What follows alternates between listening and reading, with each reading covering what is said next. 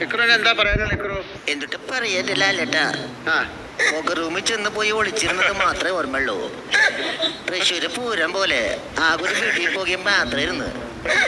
എന്റെ അമ്പോ അവിടെ കൊണ്ട് വെച്ചപ്പോഴേ എനിക്ക് ഉറപ്പായിരുന്നു എന്തെങ്കിലും പണി കിട്ടുമെന്ന്. ഇവിടെ കാന്താരി കൊച്ച് അവള് പൊളിയാണ് ട്ടാ. പക്ഷെ കൊന്ന ശേഷം അടിപൊളിയായിരുന്നു. അവരെന്റെ ചവ്വാട്ടക്കും പൊതുദർശനം ഒക്കെ നടത്തി. എന്റെ മരണം അവര് ശരിക്കും അങ്ങോട്ട് ആഘോഷിച്ചിട്ടുണ്ട്. അതിൽ ഞാൻ ഹാപ്പിയാണ് ട്ടാ. ശരിക്കും അത് എവിടെയാണ് ഇയാളെ കൊണ്ട് വെച്ച സ്മോക്കിംഗ് റൂം?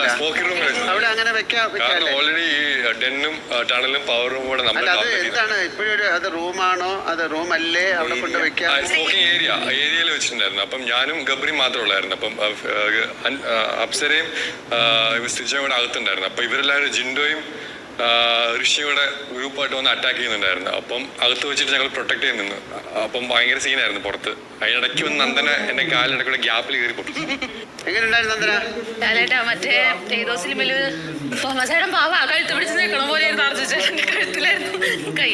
എന്നിട്ട് ഞാൻ എന്റെ ഇടയിൽ കൂടെ നുഴഞ്ഞു കയറി പൊട്ടിച്ചു. എന്നിട്ട് ഇവരെനിക്ക് പേരിട്ടേക്ക നന്ദൻ.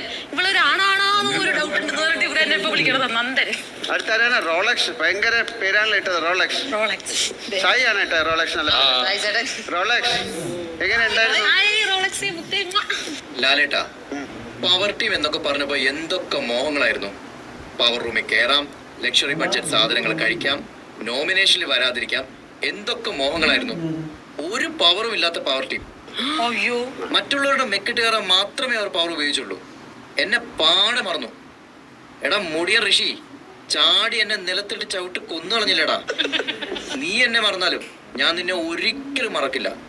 ശരിക്കും ലാലേട്ടാ, ഞാനായിരുന്നില്ലേ ജയിക്കേണ്ടത്? മരിക്കേണ്ടത് എലിയായിരുന്നില്ലേ? എന്താണ്